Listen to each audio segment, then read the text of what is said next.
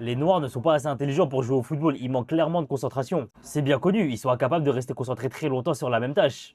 Alors bon, leur demander de jouer un match de football qui dure 90 minutes, c'est beaucoup trop leur demander.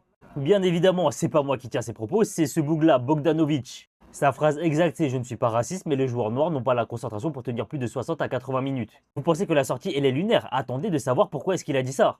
La sortie de cet enculé, n'ayons pas peur des mots, elle fait suite à l'expulsion de Nathan Ngoy hier avec la Belgique.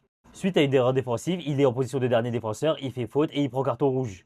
Parce que oui, hein, c'est bien connu, il n'y a que les noirs qui font des erreurs défensives. Après bon, Bogdanovic, c'est un ancien joueur professionnel, il doit s'y connaître, il a dû accomplir des grandes choses dans le monde du football. Alors, le poteau a commencé sa carrière en ex-Yougoslavie, il est allé en Corée du Sud, il est allé au Japon. Ah, bien! Il a réussi à faire une saison avec l'Atlético. Il a ensuite joué quelques années en Allemagne pour finir sa carrière aux Émirats Arabes Unis. Et durant cette très belle carrière de merde, il a joué 89 matchs pour seulement 21 buts, et son seul trophée dans sa carrière de merde, c'est une Coupe d'Allemagne. Quel fils de pute quand même! Le poteau, il a quand même commencé sa phrase par: je ne suis pas raciste, et ensuite il a donné l'un des avis footballistiques les plus racistes que j'ai vu de ma vie. Je pourrais faire une liste longue comme le bras des joueurs noirs qui baissent sa petite carrière de merde, tout comme je pourrais faire une liste longue comme le bras de joueurs non noirs qui ont fait des erreurs comme celle de Nathan ce week-end.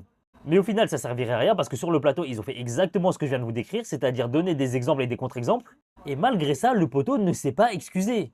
Et il a dit si on voulait aller dans les détails, on pourrait, il faut aussi des erreurs. Tout ça pour vous dire qu'au final, ça sert à rien de discuter avec des gens racistes. Ils sont tellement ancrés dans leurs idéologies que tu peux mettre les faits devant eux, ils changeront pas d'avis.